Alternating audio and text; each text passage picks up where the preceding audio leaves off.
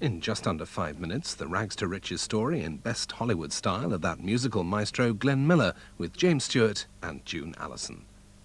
Now though, the Saturday Evening News Summary from Fiona Armstrong.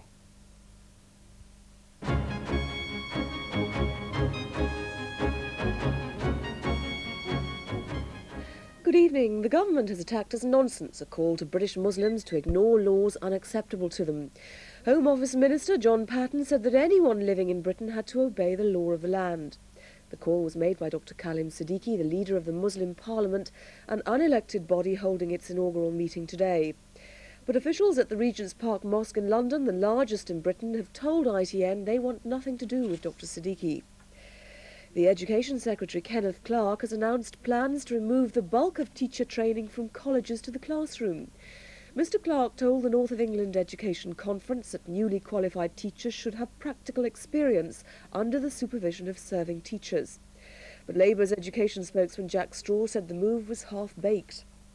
Gunfire has continued in the Georgian capital of Tbilisi, but a demonstration by supporters of the besieged President Zviad Gamsahurdia has passed off without incident. His opponents have dropped a demand that the president be put on trial unless he resigns. Mr. Gamsahurdia has insisted he won't step down or negotiate.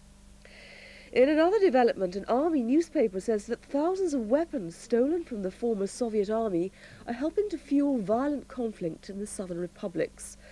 An editorial in Red Star said that more than 15,000 firearms, including 700 submachine guns, were missing from army depots in the Transcaucasus, which includes Georgia.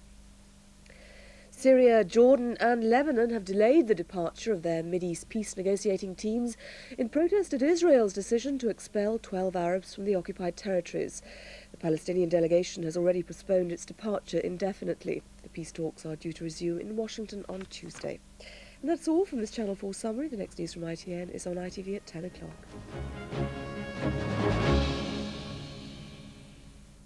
And the weather. Tonight, Wales and southern England will be cloudy with outbreaks of rain, and cloud will spread into Northern Ireland and the rest of England by morning. Scotland should have some clear spells overnight, but with a few wintry showers in the north. It'll stay quite mild under the thicker blanket of cloud in the south, but northern areas will have local frost. Tomorrow, that band of rain will move northwards, reaching northern Scotland by the end of the day. Southern districts will stay mainly cloudy with some coastal mist and drizzle, but the southeast should enjoy some sunshine by afternoon. The milder temperatures will spread further north, but Scotland will stay rather chilly. And that's the weather. The camera, they say, never lies.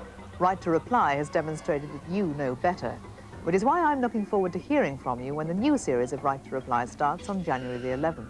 Join me here in the studio, make your own report, or use the video boxes.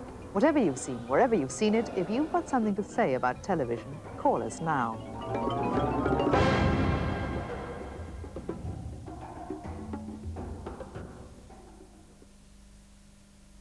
Later tonight at 8:45, the NFL playoff picture will become a little clearer after the Oilers have played the Broncos and the Falcons the Redskins. Before that, if you're in the mood, now's the time to settle back for the Hollywood story of a popular musical genius.